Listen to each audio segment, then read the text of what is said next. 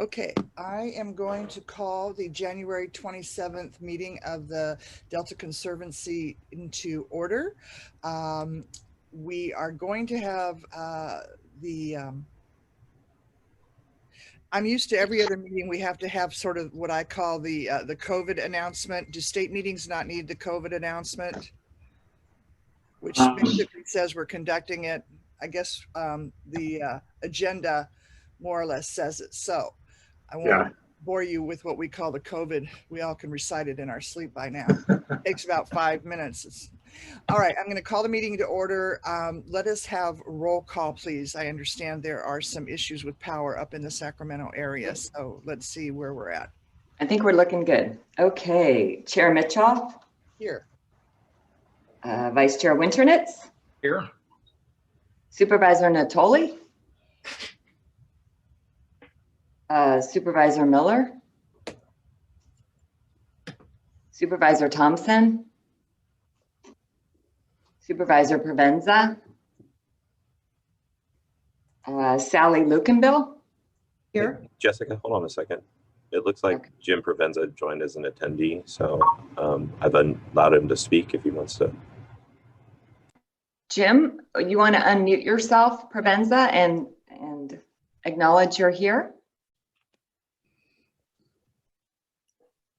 Here we go. There we go. Yes, I'm here. Can I attend as a panel member? Yes. James? Thank you. Yeah, I'll promote now. Okay, thank you. Okay, Board Member Cash. Ryan, I saw you in there. Are you muted?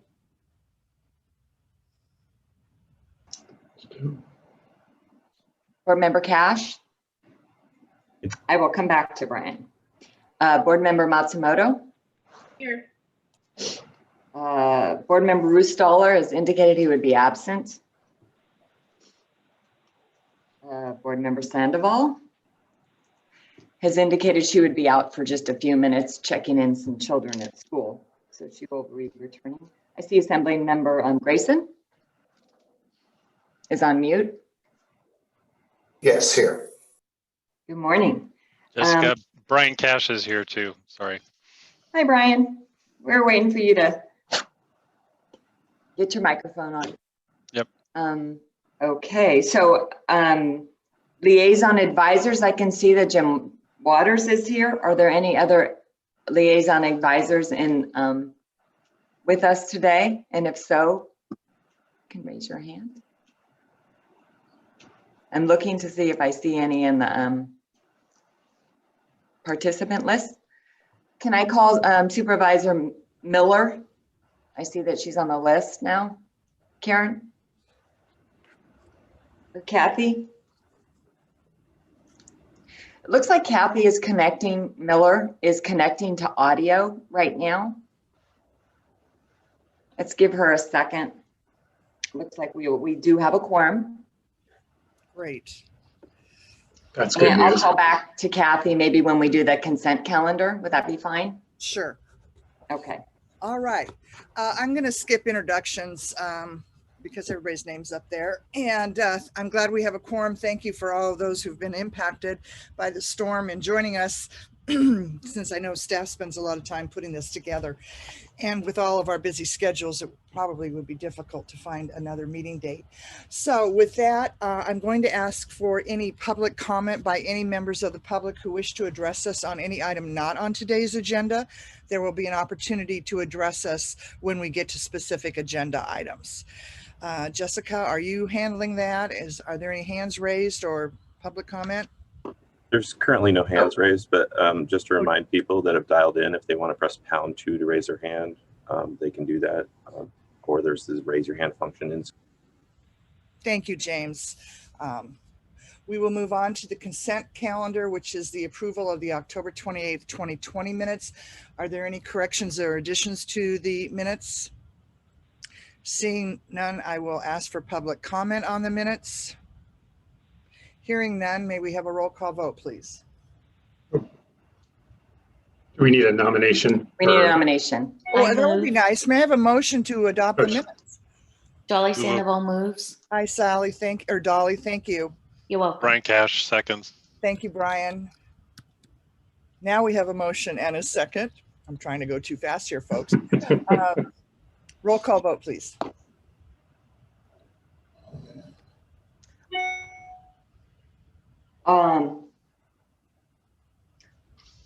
Who's doing the All roll? in favor? No, we have to have a roll call Yeah. vote. Oh, we're doing the whole roll call. We Okay. have to, we're remote. Oh, we're remote. Okay, Supervisor Mitchoff. Yes. Vice Chair Winternitz, Yes. Supervisor Natoli is absent. Supervisor Miller, Yes. Supervisor Thompson is absent. Supervisor Provenza. Jim? You're on mute, Jim. Sorry. Aye. There we go. Lucanville? I'll abstain. I was not at that meeting. Gotcha. Board Member Cash? Aye. Board Member Matsumoto? Yes. Board Member Rustoller is absent. Board Member Sandoval? Yes. Gotcha. 1, 2, 3, 4, 5, 6, 7 in favor. We do have, motion does carry. Great. I would note that Supervisor Thompson is no longer going to be representing Solano County. He retired. So I guess they haven't made their nomination yet, but staff may want to reach out to Supervisor Vasquez to see if he is the nominee and I'm sorry, Kathy, I can't remember. I think his name is Mike something, who sitting in the new seat, but we'll need to do that. Yes. Your hand, okay. Everybody, I am really sorry, but I have to leave at 11 because my mother has a doctor's appointment that I have to get her to. So if we go that long, Leo will take over. Also, we are changing the agenda, and items 8 and 9 will be in opposite order. Item 9 will now be item 8, and item 8 will now be item 9. Moving on to the executive officer's report. Campbell, please take it away. Great. Good morning, everyone. Thank you for being here through the storm. Want to thank staff too. We've had staff are traveling to friends' homes to get internet access because of power outages and calling in. So glad we could all make it and actually have a meeting this morning. I want to start by just also noting that we have put out now the schedule for 2021, all the board meetings, the alternate dates, and the program policy subcommittee meetings. Just want to reiterate that that's available. Make sure everybody has it. If not, let Jessica know, and we will make sure that we get that information to you. I'm going to run through the program updates very quickly and hit highlights. Please stop me if you have any questions. First is the COVID-19 update. Nothing has changed for us. We continue to be 100% working from home. Obviously, that's going to change in the future with the vaccine being distributed now, a welcome change.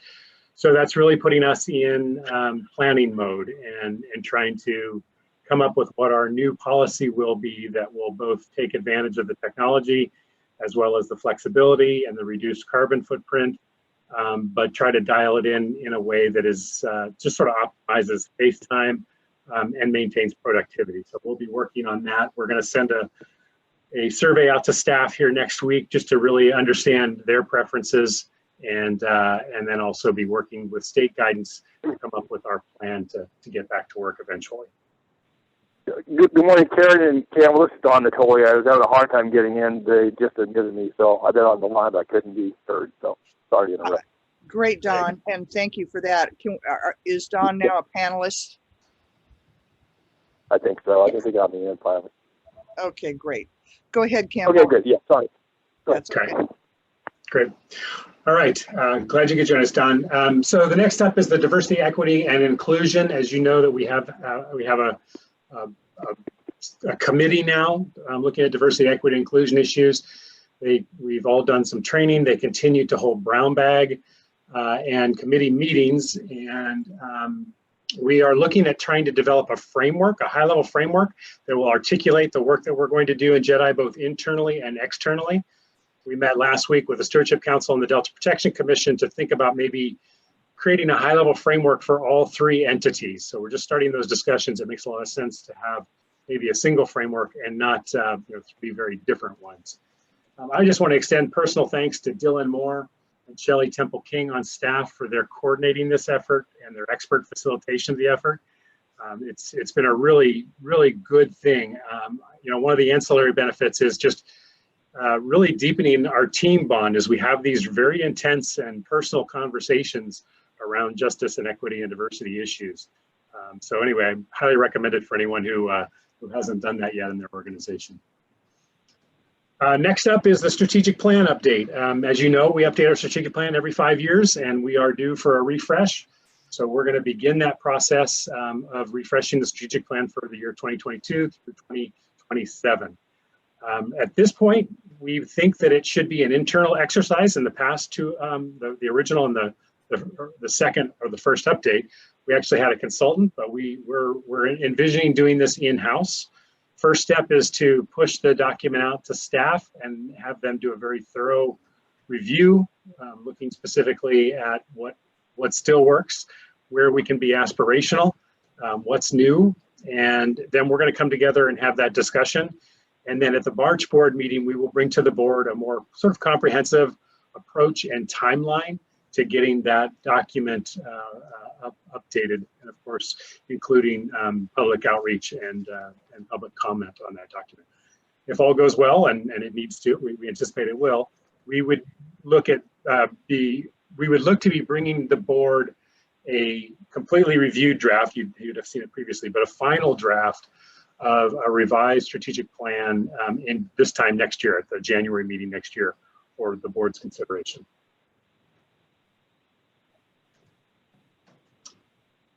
Okay, so ecosystem restoration program update, just a brief update. You'll see that the Nutria update is attached to the executive officer's report. Really nothing significant to share there. Continue to catch a few Nutria, but certainly not, it's not going exponential, which is good. And there have been no further sightings in the Delta, so that's all positive. So James or Justin, if you could load that photograph right now, that would be great. So really happy to see this come across our email this past week. So this is the water treatment facility in Hood, and they have put the Delta logo that was designed on the water tower, and I think it just looks spectacular. Lisa had been working with them for a long time. They had reached out to say they want to do this, but then through COVID, we hadn't heard anything about it, and then all of a sudden, boom, it just shows up. So thought we would share it, and I just, I'm really, really, really pleased with the way it looks. It looks fantastic. Thank you, James. So along the same line, the Delta marketing strategy, the sign issue, if you recall, we had trouble posting the signs as designed. We had to go all the way to Caltrans. Our initial permits got denied. We talked to you all and a lot of other people about how to unstick this. And essentially what happened is, through really heroic efforts by Elisa Harrop on staff, she was able to go to the Caltrans board, the traffic control device committee, and actually get their document revised to actually include natural heritage area signs. So the end of the story is we should be approved now. The Delta Protection Commission still has the contract to develop the signs and post the signs, and currently they're working with Caltrans to try to get the permits up and running again. Kind of a nice outcome, although we're still working to get the signs placed. Okay, I seem to have lost my cursor here. Okay, moving on. Delta Science, the big news there is that the Adaptive Management Forum is next week. Rachel Wigginton on our staff has been instrumental in helping to coordinate that. Both Rachel and I will be making presentations. It's a 3-day workshop. The intent here really is to look at adaptive management and think about how agencies permit projects in light of adaptive management, or with full recognition of how we want to manage the system adaptively through time. So if you have interest in that, there's a link and you can check that out. The other updates there are that will be covered in the program and policy group, or program and policy meeting update later on in the agenda. The last thing I did want to say is that Rachel also coordinates the Delta Interagency Invasive Species Coordination Team, and she's going to give an overview under agenda item 10 of that program from top to bottom. So last board meeting, there was just the one directive, and it was that in lieu of our typically annual site visit to go out and see a project and our inability to do that, the board requested some photos or a video. We have put out to all of our projects that are near completion or in construction and a request to actually produce a video and given them some questions that we'd like them to cover. And as you can see in my write-up, we were anticipating we might have to do that in March, but actually our first one came in and we've reviewed it and it's really good. So at the beginning of the Prop 1 update, Aaron is going to roll that video and you all will get to see that project. Last thing I want to mention in the program update is just that it is Form 700 time. Everyone, voting members and liaison advisors and alternates are required to complete the Form 700. April 1st is the deadline. You can do that all online at the FPPC, Fair Political Practices online portal. But if you do have any questions, feel free to reach out to Jessica Adele. She can help you navigate that process. So that concludes the program update. Are there any questions on the program update? Okay, seeing none, I'm going to transfer over to Jessica and let her do the budget update. And as Colin, pardon me, before you start, as Campbell and I had discussed in our pre-meeting on Monday, a lot of our agenda today, with the exception of items 8 and 9, are standard kind of reports. So the assumption is that everyone has read their staff report and that staff do not have to go over these things other than if there's some anomaly or something that stands out that we need to know. And if not, there won't be a staff report, but obviously asking time for our board members to ask any questions. So is there anything that we need to know about the budget that we don't already read and see as normal? You know, Karen, the only thing I wanted to point out is we are we're on track. Expenditures. We are not getting a lot of reporting from other state agencies. So our total operating expenditures and equipment actuals are showing pretty low. It's not a reflection that we haven't spent them. It's just a reflection we haven't been billed for them. And the only other thing I wanted to report is the 21-22 budget that we are working on. They have asked us to give a 5% reduction for our budget that year, only in operating expenditures and equipment. That doesn't affect personnel. We have submitted that reduction and mostly it would come out of discretionary contracts that we like to award at the end of the year, but we will have less funding to do that this year. That's it. Thank you. Do we have any board questions or comments? Jim, did I see you raise your hand? No, you were just, okay. I'm not seeing any other raised hands. I do have a question. I know the state, you currently are working, I believe, on a 5% personnel reduction. Is that correct?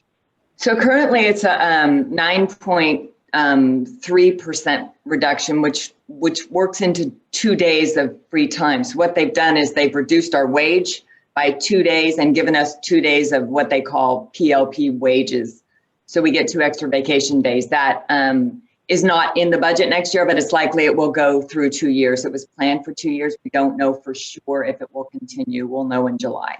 Okay, so what I'm understanding is the 21-22 budget that you're proposing will maintain current, and that's why you said it would not have further personnel reduction. When I hear you say that that is vacation time, can that be built up and therefore will cost more money when it's taken? So it won't cost us more money. We'll just have less staff here to do the work. Okay, so I'm going to call them leave days. That's what they are. Okay, they're not, you don't stack them up, or if you do stack them up, when you take them, you don't get paid for them. That is correct. Thank you. Is there any public comment on our budget? Seeing none, may I have a motion to accept this item? Yeah, there's no motion for this. Oh, I'm sorry, I am. Yeah, that concludes the executive officer's report. Wonderful. Thank you very much. Moving on to item 6, which is Proposition 68 program update. Again, Robin is expecting that we have read our report. And if there are any things that you need to point out to us, Robin, other than that, I'll ask for any questions or comments by our board members. Chair, Go ahead, Chairwoman, Robin. thank you. I just had 2 things that I wanted to note that have been updated since this report was published. One is that we now have 9 active proposals. We did receive another concept proposal. It's our first one from San Joaquin County, so we're excited about that. And there was one other update.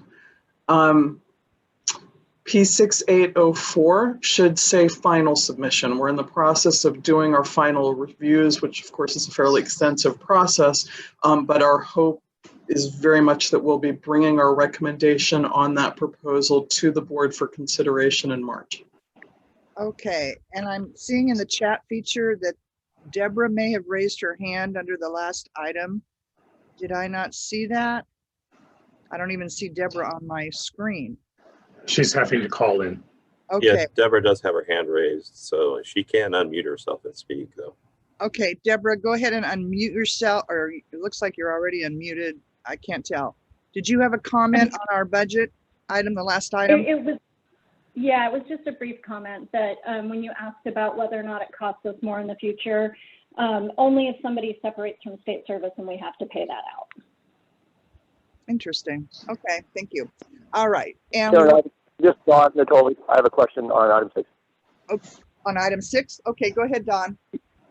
Yeah, just Robin, has Sacramento County, our board approved in December, our DOT being the lead on discussions and maybe even a planning effort for some entryway, gateway signs in the Freeport community. Have you had any further contact with County Department of Transportation? We have, and thank you very much for helping get that through. We are currently waiting for the concept proposal from the county on that. We have met with them. The original person assigned to it has retired, so we've had a meeting with the person who's now taken it over for the county. Right, yeah, Dan Schumann retired in December, about 5 days before we picked this to the board. So, okay, good. I just wanted to be sure we were getting follow through. So, okay, thanks for your help on it too. Okay, thank you. Thanks, Don. Are there any other questions or comments on Robin's report? Is there any public comment on Ms. Croc's report? Seeing none, hearing none, this was an informational item. Thank you, Robin. We will move on to item 7, which is the Proposition 1 program update. Again, Aaron, good morning. And if there's anything you want to bring to our attention over and above what's in your report, you're on mute. There you go. Yes, I am. Sorry, it took me a moment to find my unmute button. Yeah, a few items worthy of note. One is that, just to draw attention to, in response to board comments last board meeting, we've added a section at the end of the board report looking at closed projects and reporting a little bit about what has happened since our grant has ended, and giving some updates on kind of what has developed from them. Other than that, I think the project updates are, oh, yeah, no, there are a few other things, sorry.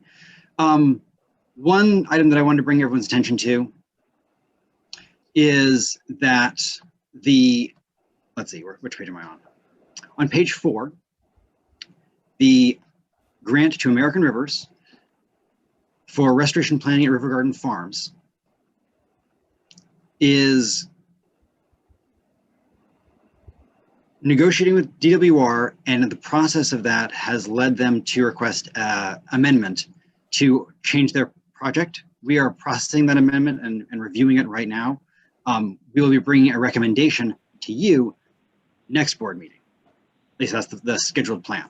So just want to let you know that that is progressing. Board members had asked about that particular project in the past.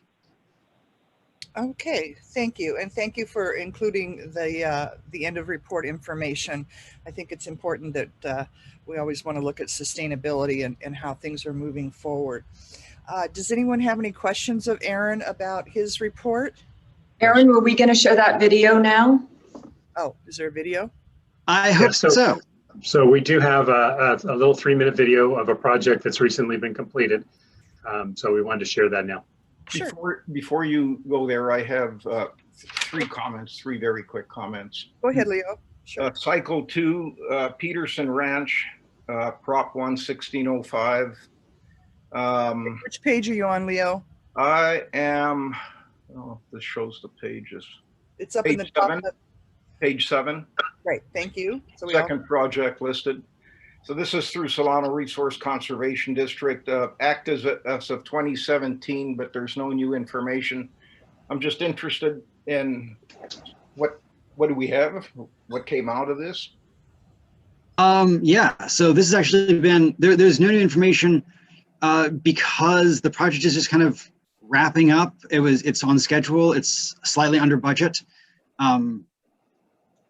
Yeah, there wasn't anything particularly exciting to update you all about this time, although it is closing in the relatively near future.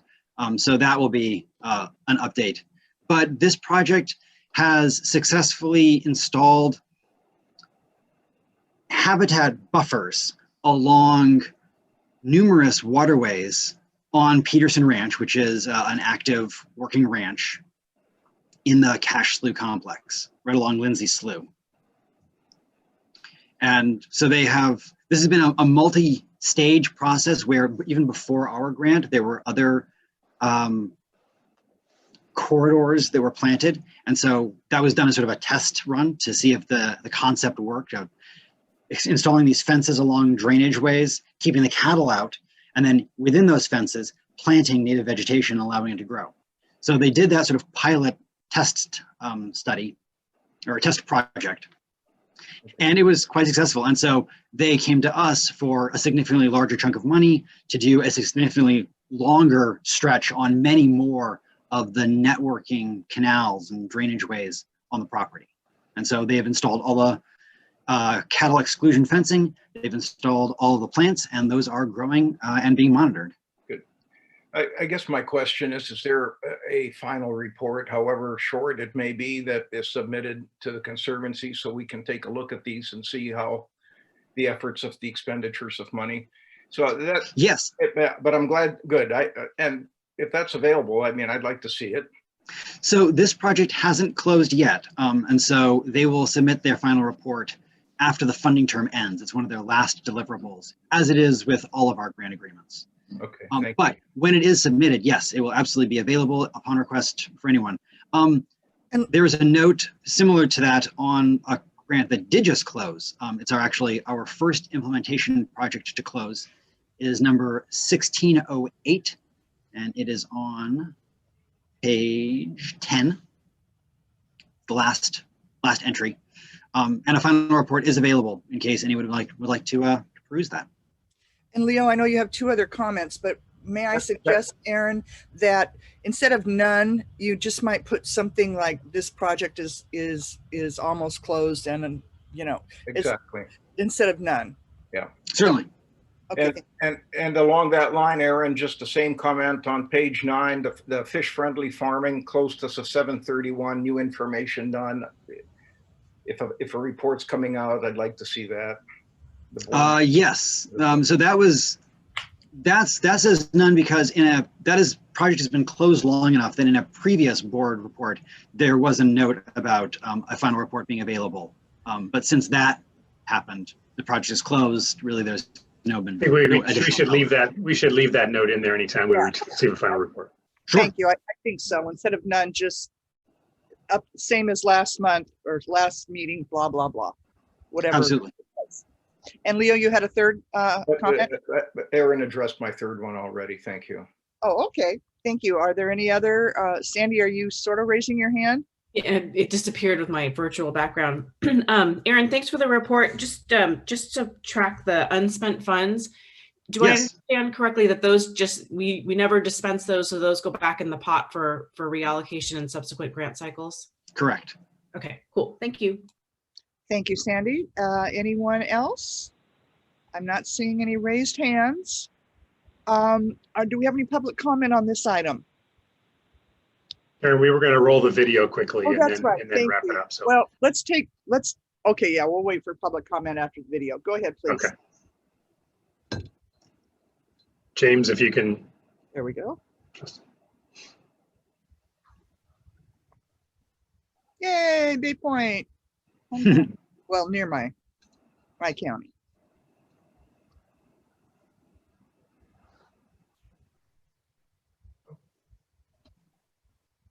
Justin, we're not getting any audio. Is that fixable? Yes, I'm working on that. Hang on a second. Okay. You may need to reshare, Justin, so it Okay. shares the audio. Yeah, let me hang on a second.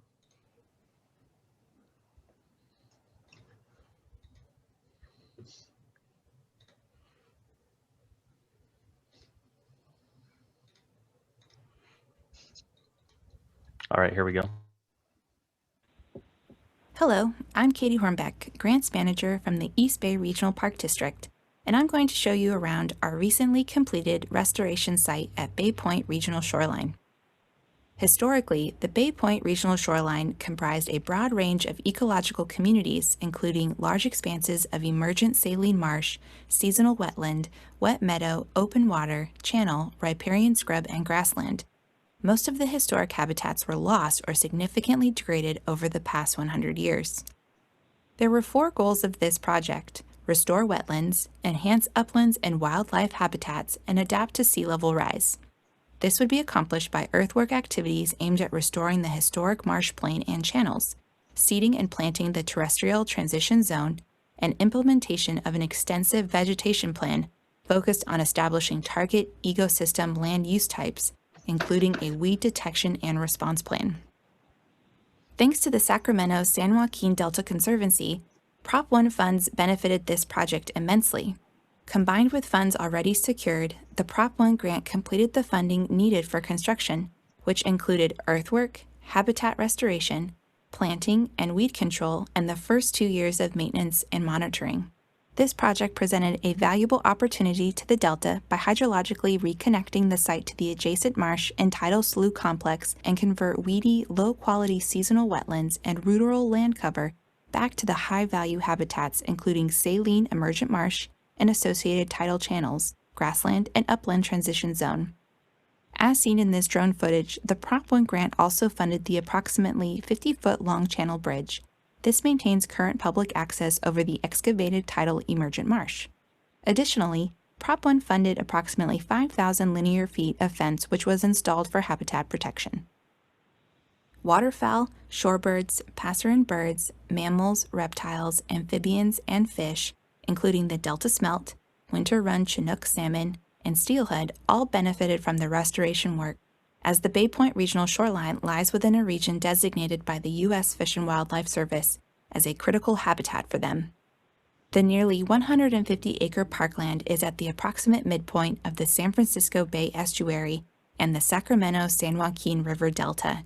These saltwater and freshwater systems have historically been a major influence on the lives and natural surrounding of the Bay Point community. The newly restored park provides a rare recreational opportunity where public access to the Delta is extremely scarce due to military and heavy industrial uses along the 20-mile stretch of shoreline between Martinez and Oakland. The public can now enjoy better views of the Sisseton Bay and opportunities for hiking, bird watching, shoreline fishing, nature study, and other recreational pastimes. Using non-Prop 1 funding sources, the project also provided sea level rise resilient ADA accessible trails and overlooks around the entire restoration area, as well as environmental educational panels to support Park District naturalist-led programs. In addition to the Sacramento San Joaquin Delta Conservancy's Prop 1 grant, the project was also funded by the Land and Water Conservation Fund and the Habitat Conservation Fund through the California Department of Parks and Recreation. Funding was also provided by Contra Costa County, the National Fish and Wildlife Foundation, and Measure WW.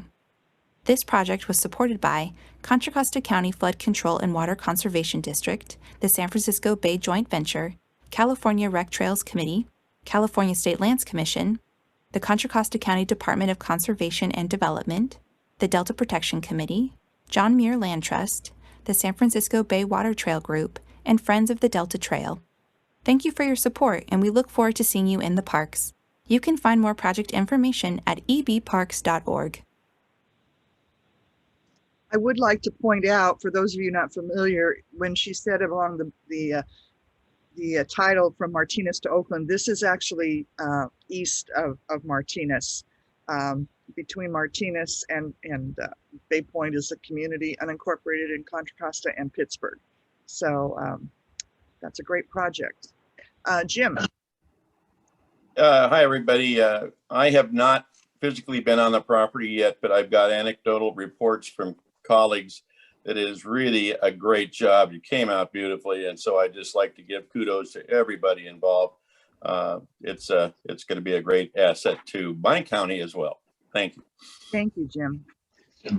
And I see Leo clapping. Yes, clap that. Everybody. Measure WW, by the way, for those, is a regional park bond of the East Bay Regional Park District for where the park is. That's mostly Contra Costa and Alameda counties. It's a continuation. They continue to sort of re-up the bond every, I guess it's 20 years. It's been around so long, I don't remember how long. It used to be called Measure AA, so and now it's WW. All righty. Any other comments? And now I'll ask for public comment if there's anyone who wishes to address us on this item. James, I'm assuming you're seeing if anybody raised. I'm looking for people here raising, but yeah, no hands raised currently. Dolly. Okay, great. Thank you. That was an informational item. Dolly's raising her hand. You went by comments and then into public comments so quickly. But I just want to thank Campbell and the staff and all our partners in creating this video. I know we have asked to go on and see actual sites so that we can see what progress we're making under Prop 1 and where our granting dollars are going. And I know we've all had to punt in our various agencies and positions. And so I appreciate being shown this video, and I hope we put it up on our website as, you know, a positive collaboration to taxpayer dollars being spent well. So thank you. Thank you. And we're really looking forward to doing more of these and having them out there because, you know, really, you know, we've been around for a while, and this is really one of the first ones that we can hold up and say, you know, this is what the power of partnership and leverage funding and what the Conservancy can deliver on. So absolutely, we want to put it up there and let people see it and have all of us, board members and staff, all sort of bask in it a little bit too. So. And to that end, and thank you, Dolly, I'm glad you mentioned putting it on the Conservancy's website. Could you send me the link so I can share it with the supervisor in that district and share it with Contra Costa residents? That would be very helpful. We can do that. Aaron and Jessica, please make sure that happens. And again, are there any other board member comments or questions? Perusing my screen, I don't see any. We already asked for public comment, so we will move on. That was an information item. Again, we're taking item 9 in place for now the new 8, which is consideration of the Delta Conservancy's modifications and amendments process. And Aaron, you've got this. Yeah, I was just gonna provide just a little bit of context moving into this item, just so people understand why we've reversed the order here. So in the past, we have included the amendments process in the grant guidelines. So our original expectation was to amend the process to be more consistent with staff learning as well as previous board guidance for the amendment process, and then incorporate it into the grant guidelines. We've actually since decided they don't need to be in the grant guidelines. The amendment process does not need to be in there. It's a process that should be more direct conversation between applicants once they have agreements in place. So we're pulling that out, but we still thought it would be appropriate just to reverse the order. So you have both documents, and Aaron's going to kind of walk us through both. and they are both action items. So hopefully we can get a revised amendment process as well as our grant guidelines reviewed and approved and ready for posting on the web shortly. So with that, Aaron, I'll turn it over to you. Yeah, thanks, Campbell. So focusing on the modifications and amendments process first. This agenda item presents for the board to review a revised process for considering how to change a grant agreement.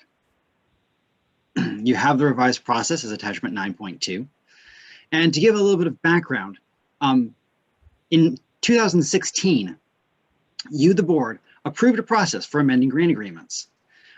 However, this process was drafted before any amendments were actually needed on any of our Proposition 1 grants.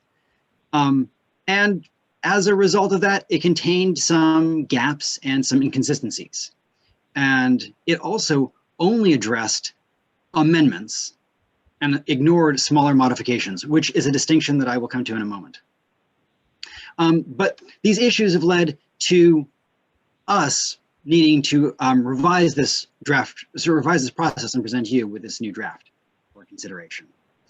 It has been developed, this new draft, based on guidance from you, the board, over the years, based on our staff experience managing grants, also incorporating input from grantees, other Prop 1 funders, and from stakeholders.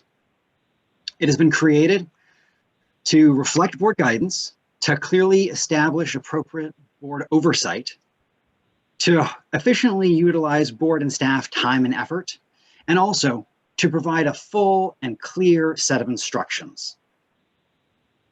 Now, there are a few things to note about these things.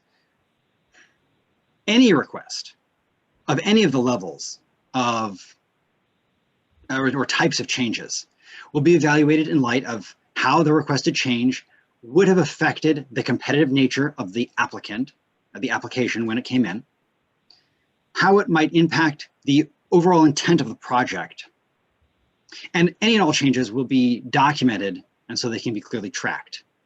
And all amendments will be reported to the board, even ones approved by the executive officer will be reported to the board in the following board meeting.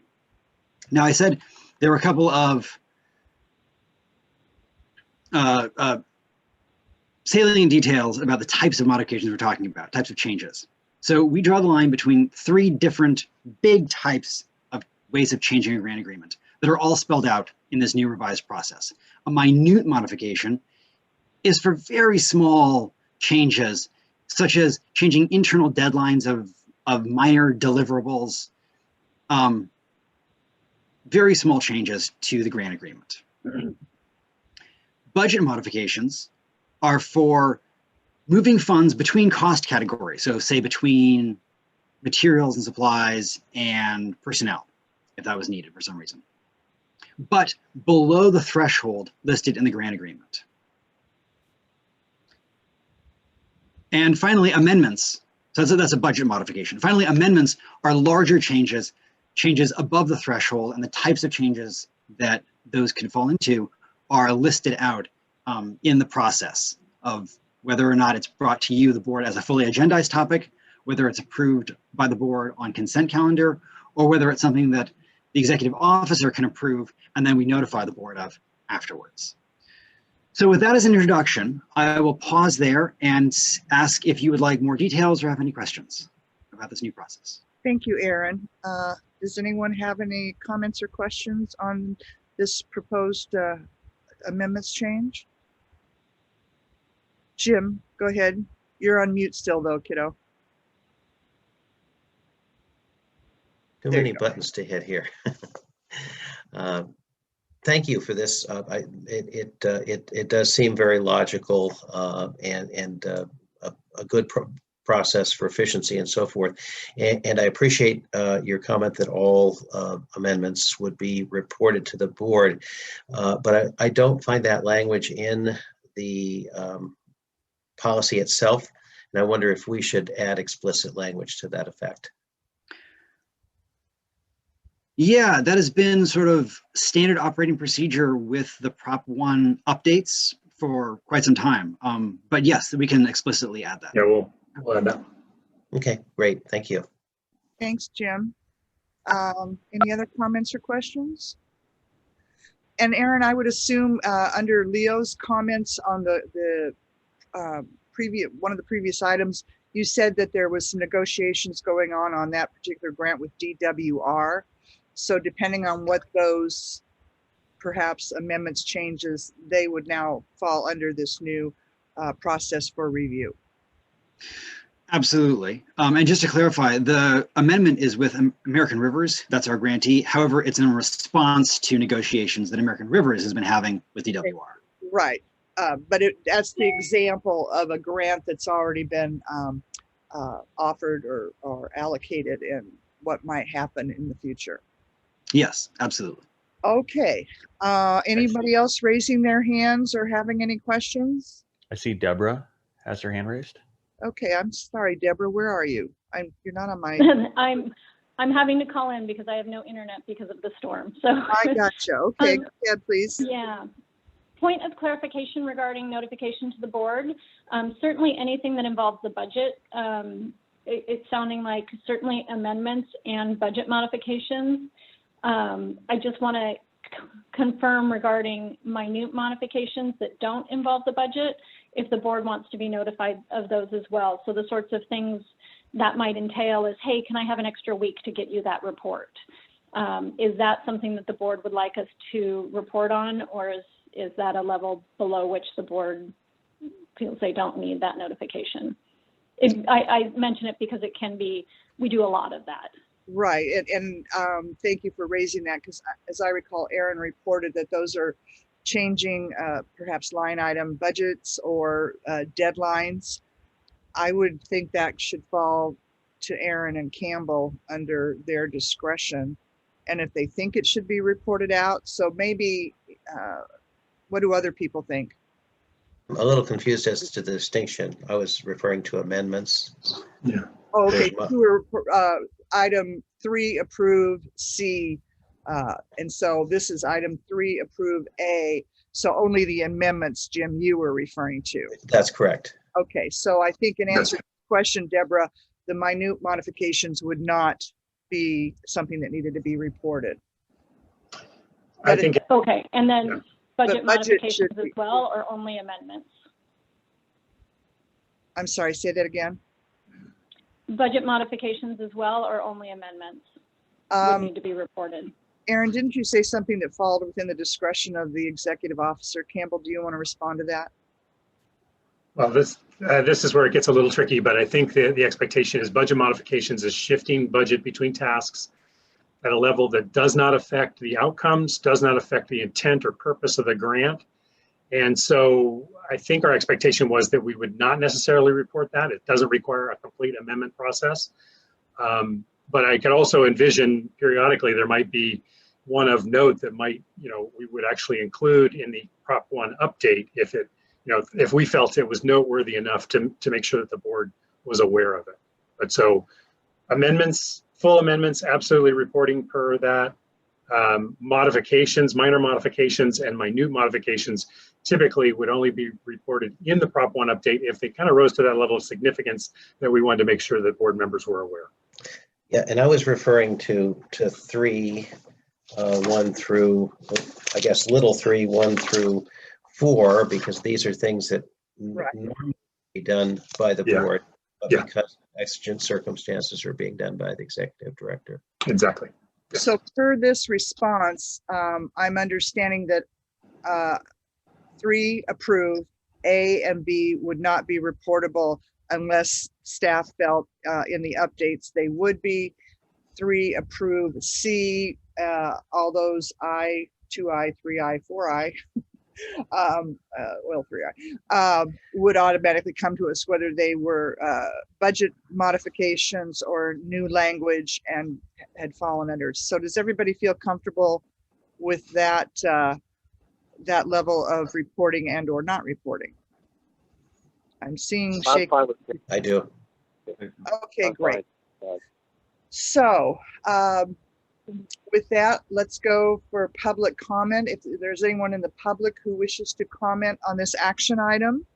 James, is anybody, I'm not seeing any on my screen, but you would have them at yours. No hands raised. No hands raised. All right. With that, may I have a motion to accept this recommendation? Move approval as amended. Miller seconds. Thank you. Moved by Provenza, seconded by Miller. Roll call, please.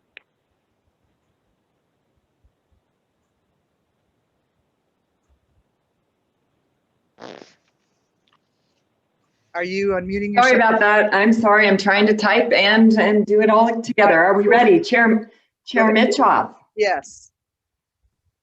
Vice Chair Winternitz? Yes. Supervisor Natoli? Aye. Aye. Supervisor Miller?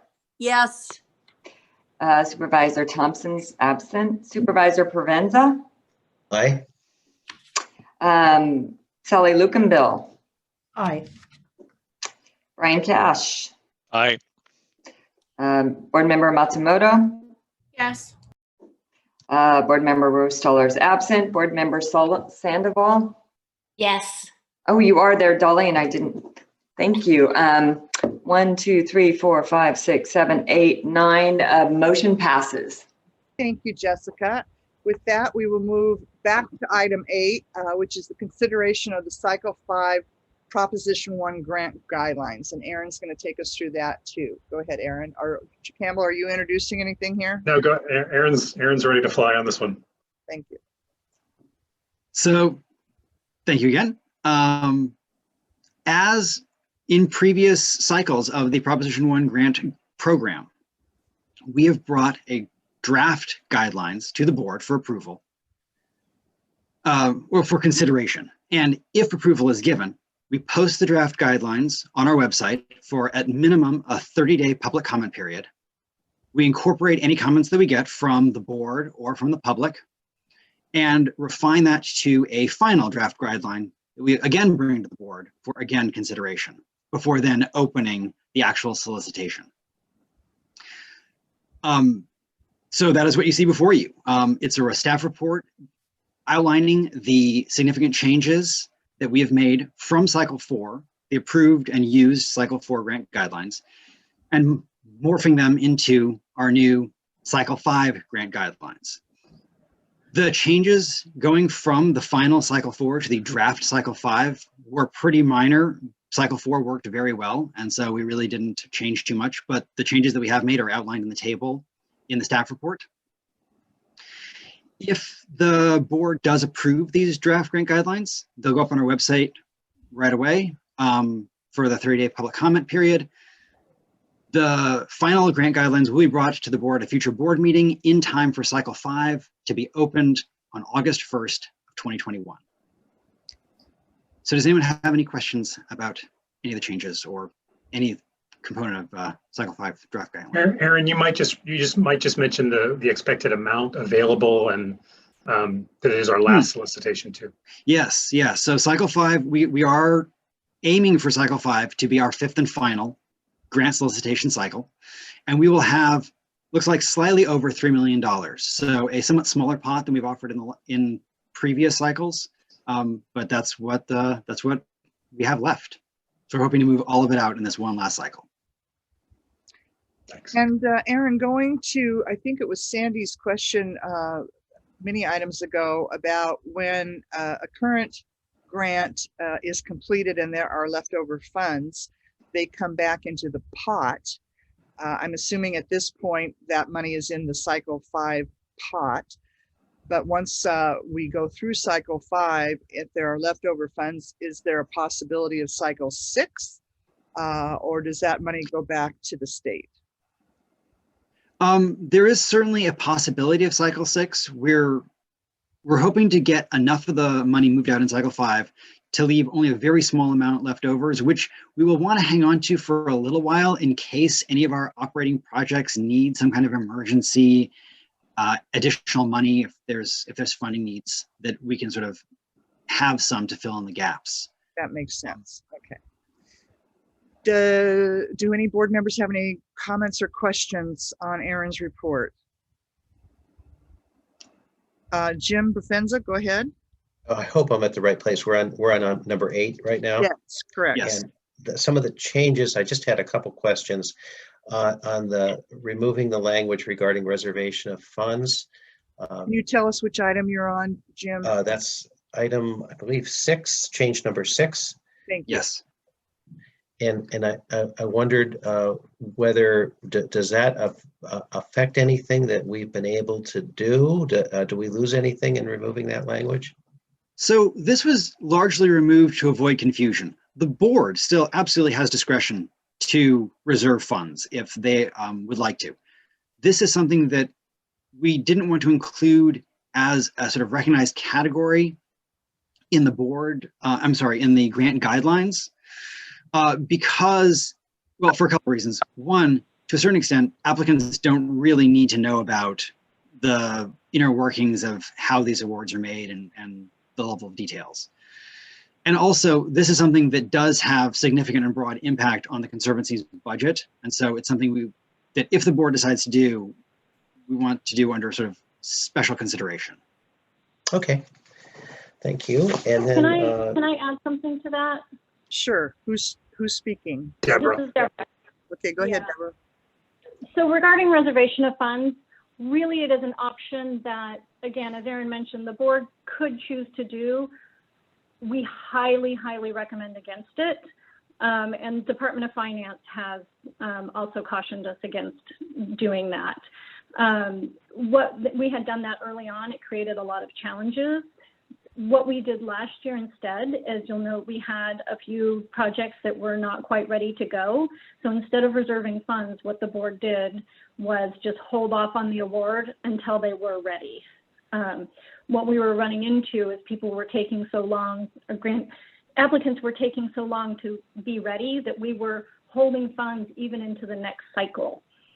So we had a conversation, I can't remember at what board meeting it was, more than a year ago, that what we would do is allow applicants to still be considered, even if the board didn't take action with the initial list of all the others that they made decisions on.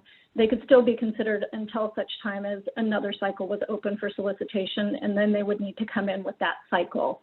So that still allowed the board the same flexibility, but it didn't tie up our budget and create the challenges that reserving funds does. Thank you. Jim, you had another question? Yes, I did. Just at 19 and 20, we're removing a map and then removing the list of funded projects. And I'm just wondering about why we're doing that. So these items were removed because they pose challenges to making these documents accessible to as wide a range of the people of California as possible. And so in an effort to reduce hurdles and make these more accessible, these items were deemed not completely vital to the document, and so were removed. That made the document too long? I'm not understanding. Yeah, because I agree with, or I think I agree with where Jim's going. I think it's helpful to have a visual in there, and if they should be required to send it as a PDF or a GIF. Is that what the problem is? No, so just to clarify, as part of the application requirements, there will still absolutely be maps required of the project sites and the project design and that kind of thing. This map was a sort of summary map of where all of the already funded projects are, and the table was just a list of what those projects were, you know, what county they were found in, who the applicants were, a few sort of high-level details like that. But of past funded projects, not of what applicants would be submitting. So, and the purpose would be like if I'm community group A, but community group B has already done a project, by listing it, then I won't put an application in. Yeah, I think it's important to note too that the information is still available on our website about which projects we have funded. It's really just taking it out of this document to make it easier to make this document publicly accessible and shorter. So, I mean, it's certainly something we can put back in, but the information is available to applicants. We're just not putting it in this document to make this document easier to meet the standard to be able to put on the website. Is it possible to link to these? I'm thinking if I'm new to the application process, seeing other projects, where they are and what they are might be helpful. I think I agree with you, Jim. Maybe just you know. Elisa, do you want to comment on that, Lisa? I think that Lisa's our resident accessibility expert, so she can. I think that's possible. There you go, Lisa. Sure. Yeah, I don't see any reason why we couldn't put a link to the page on our website that has the list of funded projects. So if somebody wanted to see the map or the list, they could. Yeah, that makes sense. Yeah, and the map is currently not up on our website yet because we're still remediating it, but it's a high priority for us to wrap that up and get it back up, so it will be up soon. Okay, I think that works. Jim, did you have any other questions or comments? No, I'm good with the rest. Very logical changes. Thank you. Anyone else? Leo's shaking his head yes. Okay. James, do we have any public comment on this? No hands raised. Thank you. May I have a motion to accept these guidelines for the Grant 5 cycle? I'll move. All right, Winter Knits moves. Do we have a second? I'll second, and that's with the change we just discussed. Yes, thank you. So moved by Winter Knits, seconded by Provenza. Roll call, please. I'm unmuted. Oh, so sorry. Chair Mitchoff. Yes. Vice Chair Winternitz. Yes. Supervisor Natoli. Aye. Supervisor Miller. Yes. Thompson is absent. Supervisor Provenza. Yes. Sally Lukenbill. Yes. Brian Cash. Aye. Board Member Matsumoto. Yes. Board Member Russoller is absent, and Board Member Sandoval. Yes. That's 9 ayes. The motion carries. Thank you, Jessica. Moving on to item 10, which is the Delta Invasive Species Coordination Update. Rachel, anything, I'm sure all these reports are outstanding again, but anything that you need to bring to our attention? I don't even see Rachel on here. She must be I'm right here. There you are, Rachel. I knew I saw you earlier. Hello, everyone. Yeah, I just want to briefly expand on the early detection and rapid response effort that's described in my report. So early detection and rapid response to invasion in the Delta is a high priority that the Delta Interagency Invasive Species Coordination Team, or the DISC team, has been working on for a couple of years, just sort of intermittently. But over the past couple of months, I've been working with a subgroup of the DISC team on a working group for early detection and rapid response, which, just to be clear, is defined by the USDA as a coordinated set of actions to find and eradicate potential invasive species in a specific location before they spread and do harm.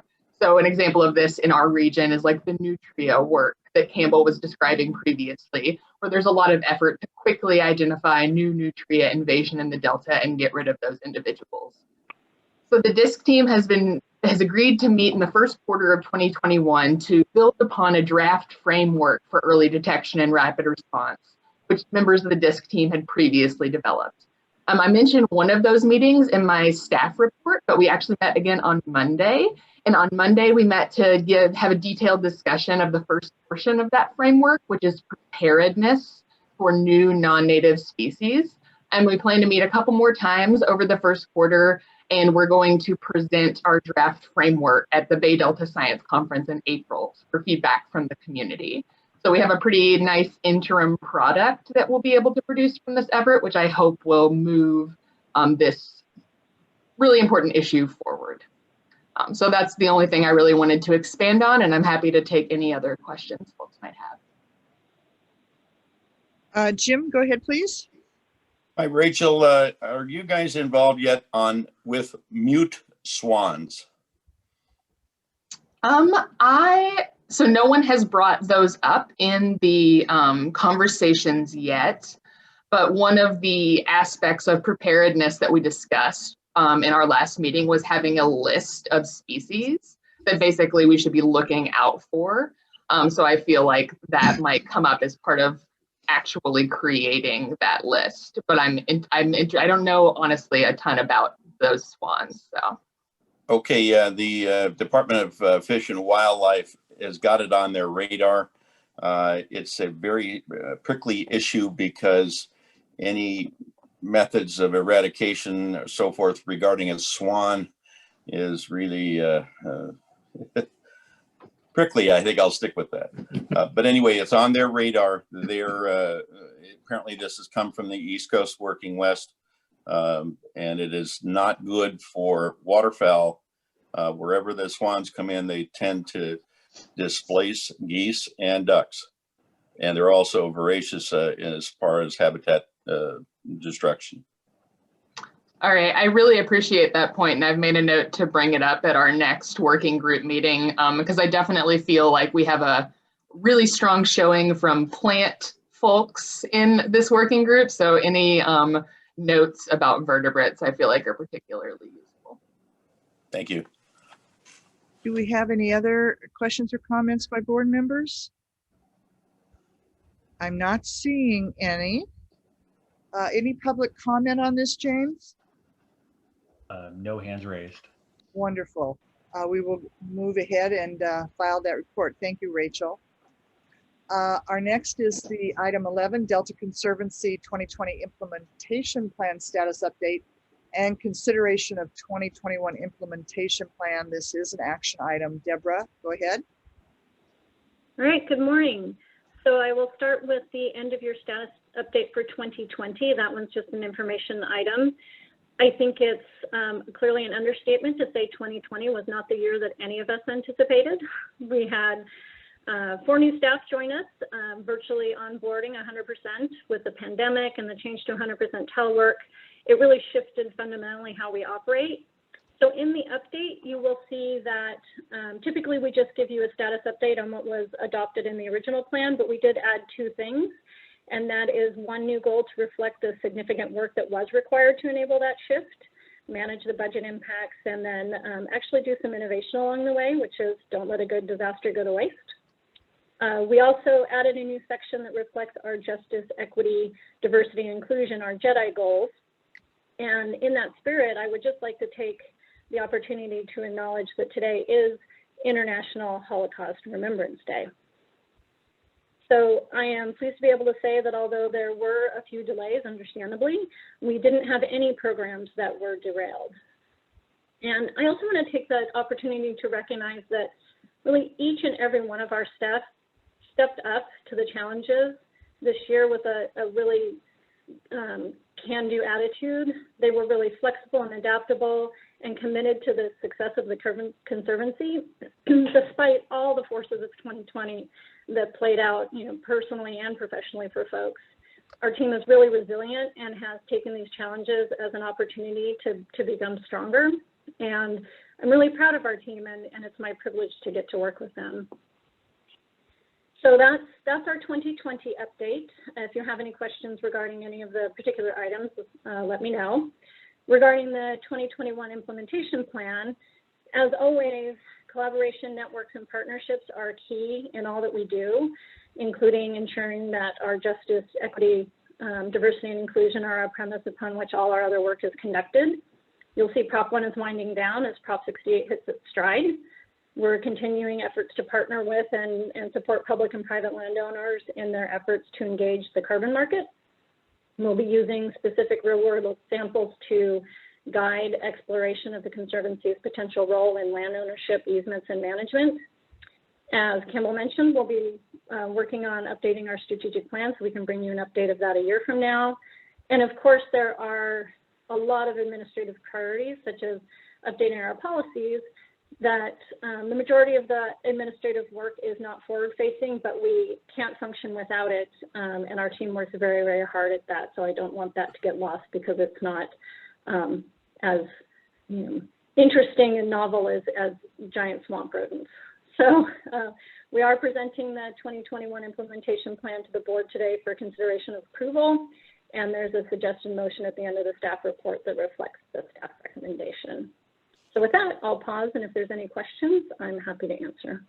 Thank you, Deborah. Anyone have any comments or questions? Sandy?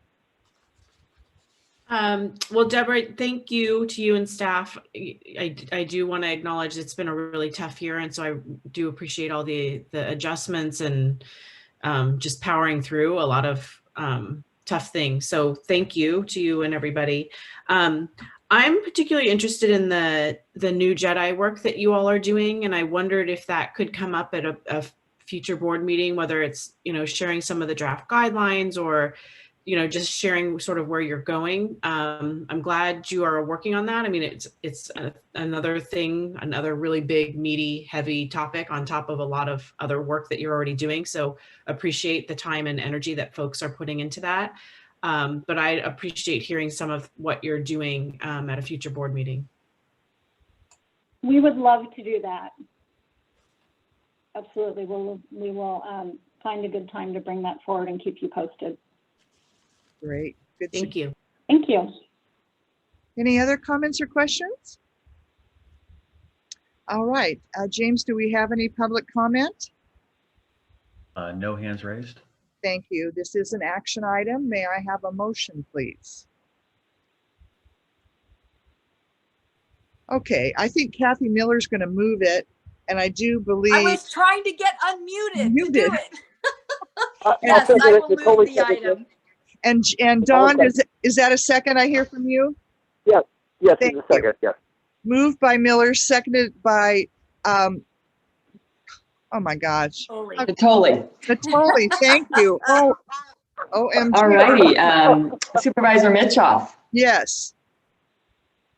Vice Chair Winternitz. Yes. Supervisor Natoli. Who? Don? There you go. Supervisor Miller? Yes. There you go. Okay, absent is Thompson. Supervisor Provenza? Yes. Sally Lukenbill? Aye. Aye. Board Member Cash? Aye. Board Member Matsumoto? Yes. Rustoller is absent, and Board Member Sandoval? Dolly? She was here a minute ago. There she is. There. There we are. Okay, 1, 2, 3. 9 ayes, motion carries. Attorney knows. Thank you so much. Moving on to item 12, which is the Program and Policy Subcommittee update. Campbell, anything you need to point out in your report? Just very briefly, you have the report, so I'm happy to answer any questions. I did want to mention on the item number 1, the Delta terrestrial habitat overview. Rachel Wigginton has done an excellent job of doing some analysis and provided that to the Program Policy Subcommittee. And one of the recommendations was that we look for some funding potentially to do a more deep dive. And so we're teaming up with the Nature Conservancy and Point Blue to put in a proposal to the Delta Science Program. Current solicitation proposals are due in February to do a more thorough analysis of the issue, really looking at the conversion from row crops to perennials and what the impact is on avian as well as terrestrial species, and then also really thinking through what type of economic incentives and or the interest of the agricultural community in supporting a strategy for trying to address some of those effects. So we're hopeful that that gets approved, and we probably won't know for several months, but we'll keep you posted. And then lastly, we have a meeting coming up on the 17th of February. That will be our next meeting from 1 to 3, and we'll be getting the agenda out very soon. So if there are any issues that board members would like to see addressed in a little more detail in that venue, please let us know. I'll leave it at that unless there are questions or comments. Any questions or comments for Campbell? Any members of the public who have any questions or comments, James? I don't see any hands raised. I do see a comment from Janet. Oh, Janet. Is she on the phone? Oh, yeah. Can you hear me? There you are. Hi, Janet. Go ahead, please. Okay. Yeah, it's not a comment on this item. I just wanted to make sure that you knew that I'm on the phone. I keep getting kicked off of Zoom. I'm not up until item 15. So I just wanted to make sure you knew.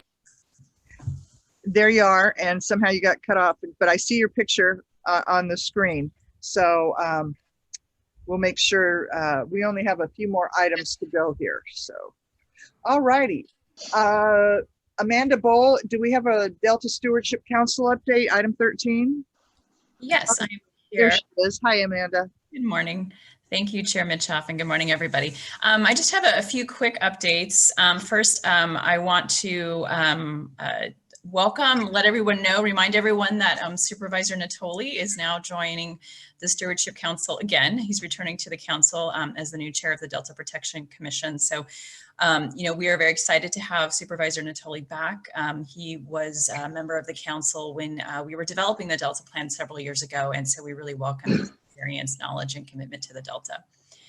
Thanks, Amanda. Board meeting tomorrow, so we will see you tomorrow morning. Yeah, thanks. And then I want to also mention that as I and Delta Science Program staff have reported at previous Conservancy meetings, the Delta Science Program has been facilitating the collaborative development of 65 top management questions for the Delta as part of the update to the Science Action Agenda. And this list is going to help catalyze science and science investments to help inform pressing Delta-wide management needs. There are several management questions that relate to Delta as a place and to restoration.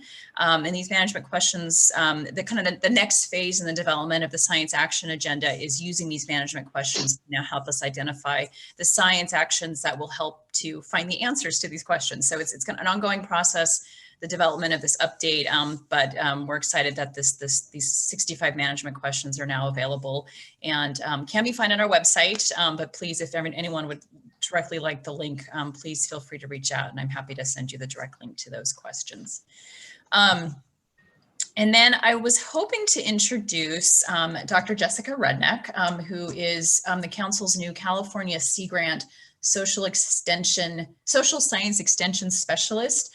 I'm sure most of you are familiar with, the extension specialists that focus on ag issues throughout the state, throughout the country. And this is very similar, but this one is focused on social science. And this is a partnership with California Sea Grant and the council.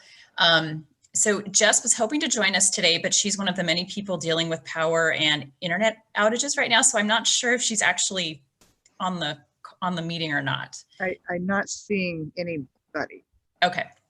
So Jess was just going to introduce herself, give you a little bit of her background. She does come from UC Davis. She just finished her PhD there, did a lot of work in the Delta actually, and so she brings a lot of experience and knowledge of the Delta already into her role.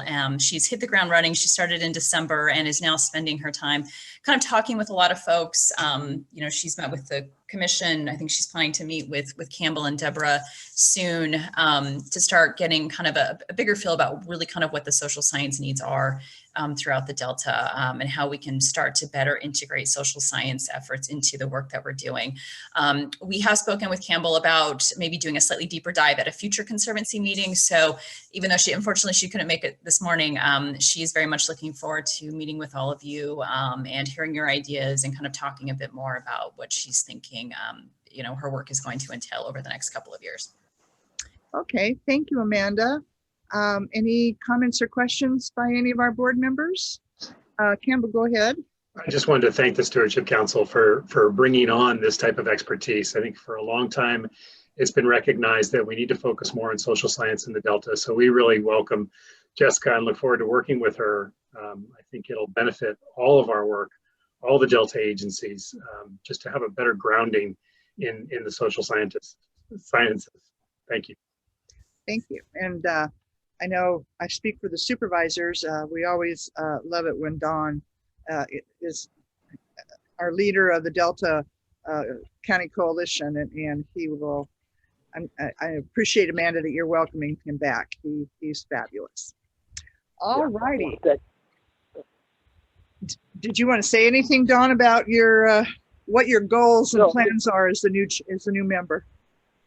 No, just looking forward, and thank you for the kind comments. And I know that obviously Amanda and her colleagues do a good job on behalf of the Stewardship Council, and certainly I'll do my best to keep folks informed, both at the Conservancy and the Commission on activities, in addition to obviously what Amanda has reported. So thanks. And Dawn, I'm going to call you immediately after this meeting. If you can't take it, I'll let it go to voicemail, but I want to mention something to you about this. Okay, thank you. That's fine. Good. Great. Item 14, Eric Vink with the Delta Protection Commission update. I thought I saw his name, but now there he is. Hi, Yeah, Eric. thank you, Madam Chair. I'm here. I'm also having internet connectivity, so I'll spare you my visage here today. Just a couple things I wanted to report on. First, the commission has appointed, and we've now convened our first meeting of a committee that will be advising the commission on the preparation of the National Heritage Area Management Plan. We met in early January. We'll be meeting again in early March. And then in addition, we're pretty far along with our preparing a final report updating the economic sustainability plan for the Delta, the recreation and tourism chapter. And we just had another gathering last evening via Zoom. Great input from a pretty wide variety of Delta interested parties. This is now our second of those that we've conducted. And our goal is to bring something to the commission at our March meeting.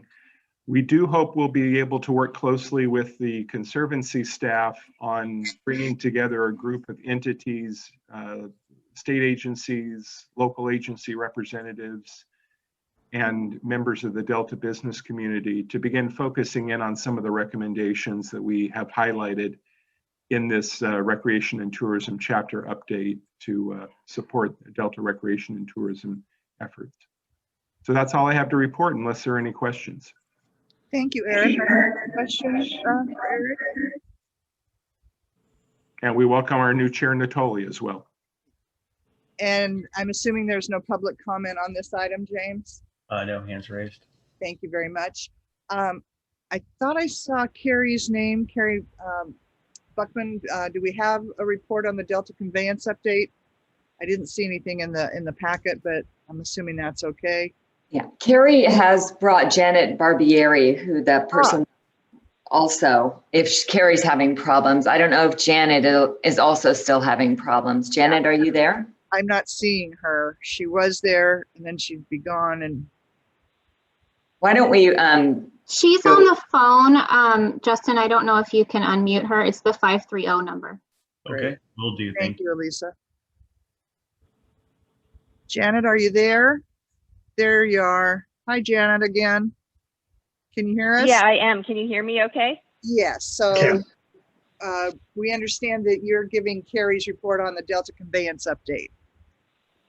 I am, yes. Thank you very much. I appreciate the opportunity to step in for Carrie on this brief update.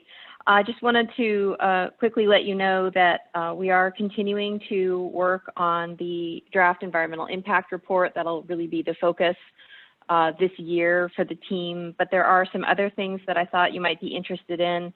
One is you may be familiar with the survey we did toward the end of last year, focused on environmental justice and disadvantaged communities.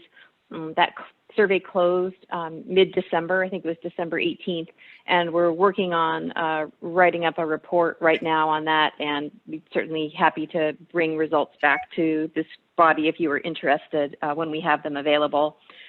We did also post recently some information on the website about our public outreach activities, and I'd be happy to answer any questions about that, but really this year we're also focusing on public information, tribal engagement, environmental justice outreach, and just making sure that we're providing information and access to information in a helpful way to people.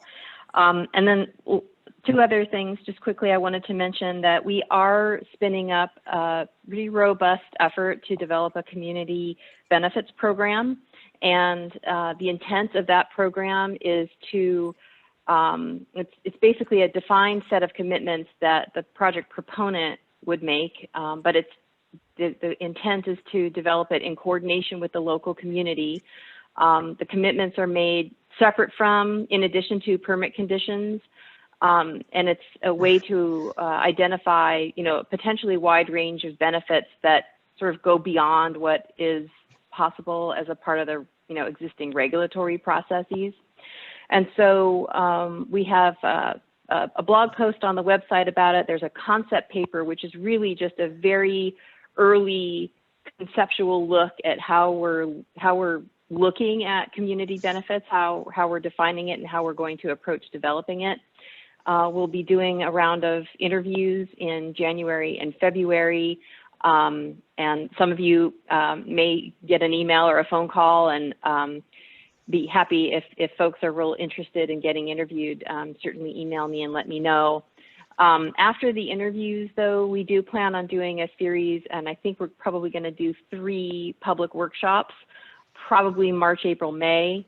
And the idea at this point in time is just to put a framework together that, with input from the community, about how to define community benefits, how to look at community benefits. And then once we get the framework, the idea is to put that as an appendix into the draft EIR, and we would use the framework to then actually do the heavy lifting of developing the program.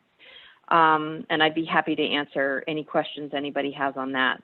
And then lastly, I know that your board has been interested in the field work that we have been doing, the geotechnical soil analysis. And so I do have a little bit of information on the temporary entry permit process. We did reach out to about 38 landowners, and what is phase A, which is essentially the first set of TEPs that we attempted to get. We have a total of 12 that are signed and 4 that are in continued discussions. And then the next step will be mailing another round of temporary entry permit requests, probably the last week in February or so. And there's about 30 owners in that phase. So I'll stop there and see if anybody has any questions. Thank you. Are there any questions for Janet or comments? I'm not seeing any. No hands raised. Thank you, James. Thank you, Janet, and we will file that report. Item 16 is the Eco Restore update by Charlotte Biggs. I see Charlotte there. She just needs to unmute herself. Hi, Charlotte. There you go. Good morning, Chair. Good morning. How are I apologize. I'm also having internet issues, so I will just be on the phone today. And I do have a couple of slides. I don't know if James can pull those up for me. There we go. Yes, he's getting ready to start Oh, them. perfect. Thanks, Justin. And they're in the packet. So good morning. Look at them. Go ahead, Yes. Charlotte. Okay, well, so good morning. And just for anyone calling in, this is just a quick update on California Eco Restore. I wanted to provide kind of a highlights of 2020, this last year. So I'm just going to run through a couple of projects. For anyone listening in, Eco Restore is an initiative aimed at accelerating restoration efforts in the Delta, Sassoon Marsh, and Yolo bypass. And we established this effort in April 2015.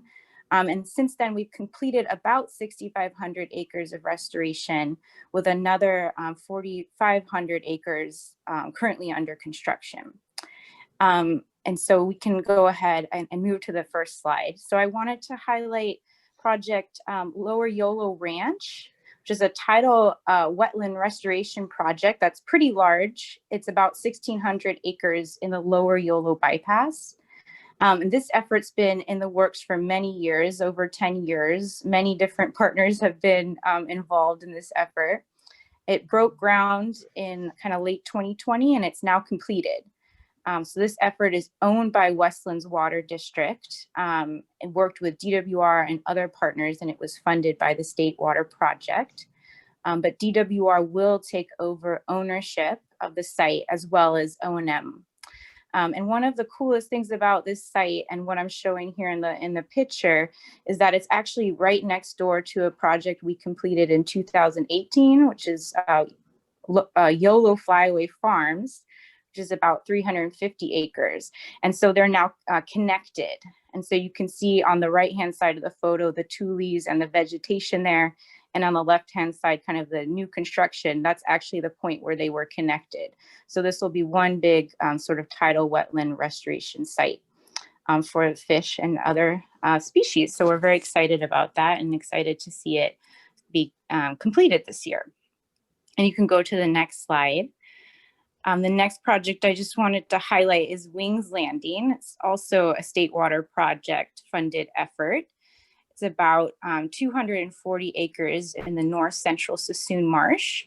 It's a tidal wetland restoration project, and it was completed this year as well in 2020. And we implemented this project through with our partner in the private sector. So it's a great example of a public-private partnership. Once the site started construction, DWR took ownership of it, and we will take on the long-term O&M responsibilities through the State Water Project and the Fish Restoration Program. So those two projects I put first because they are now completed, and now I'm just going to run through 3 more that are still under construction. We can go to the next slide. So Lower Elkhorn Basin Levee Setback. This is a multi-benefit flood improvement and ecosystem restoration project. It's a major construction effort that DWR is undertaking with our partners, the Army Corps of Engineers and the Sacramento Area Flood Control Agency. We're constructing a 7-mile setback levee, which will then create space for about 900 acres of habitat. It'll be floodplain and some riparian habitat.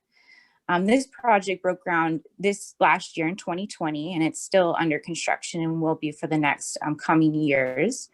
This is such an important effort, and it's really highlighted today by the storms that we're having, because this is going to expand capacity in the Yola bypass just north of urban areas, West Sacramento. And so we're really excited to see this moving forward for weeks like this one. We can go to the next slide. Sherman. Yes. So Sherman Island Whales Belly, I've been providing you guys updates on this the last few meetings because it broke ground in early 2020. It's a managed wetland project, and it's also a pilot project for the Delta Carbon Program, and the Delta Conservancy is our partner on this. It's about 1,000 acres near the confluence of the Sacramento and the San Joaquin. And construction is going to continue through this next year. And I did want to mention we had a site visit scheduled to go look at this site on Sherman, as well as other sites on Sherman and Twitchell Island, which is right next door. We had that scheduled for last December, and I think we had to reschedule it. So I'll reach out to Campbell to get that rescheduled. I was thinking early March, maybe after some of the weather and COVID risk has gone down, but we'd love to get board members out there who are interested, and I know a few of you were. So we'll definitely look to reschedule that soon. And then the last effort, and you want to go to the next slide, is Dutch Slough. This is a tidal restoration project. It's almost 1,200 acres. And it's another project that has been in planning for a long time, over 10 years. It broke ground back in 2018. Many partners involved in this effort as well in Contra Costa County. And we're gearing up to hopefully complete this project this fall with the breach of the levees, which will be the last step. This site we're in partnership with the city of Oakley, and they're going to put in kind of a park in the area, and we'll have a trail around it. So it's a great example of an opportunity where we were able to include recreation and public access. And the photos along the bottom, which are on your website as well, show the progress. We've moved about 3 million tons of earth to create different channels. And so it's sort of showing that year by year. And again, the next step and the last step will be to breach the levees. Did some revegetation last year, which I think the Conservancy also helped fund. So thank you again for your support of helping us move this project forward. It is owned by DWR, and we will continue to manage it in the long term. And then before I wrap up, I did just want to mention one other project. I don't have a slide on this, but you can go to questions, that's fine. And it's the Lookout Slough Tidal Habitat Restoration and Flood Improvement Project. This project is still in planning, and it's very close to Lower Yolo Ranch. They're almost adjacent. We're working through permitting on this project, and we are hoping to break ground in 2021. So I wanted to put that on everyone's radar. We're thinking permitting, we're working through everything. So we're hoping maybe late spring, early summer for groundbreaking on that effort. So I'll definitely update you more on that at your next meeting. And that's all I had today. Any questions, I'm happy to answer. Thanks, Chair Michelle. Thank you, Charlotte. Can we go back to the regular screen so I can see hands? There we go. Anybody have any comments or questions for Charlotte? Campbell, go ahead. I just wanted to, thank Charlotte for the presentation, and also just remind the board that there were about 2,000 acres within the Eco Restore commitment that were essentially expected to be achieved through Proposition 1 funds. So the projects, many of the projects that the Delta Conservancy is completing or will complete in the future will actually contribute to that target as well in helping to achieve the overall Eco Restore objective. So we're happy partners and glad that we can contribute. Great. Jim, go ahead. Jim Provenza.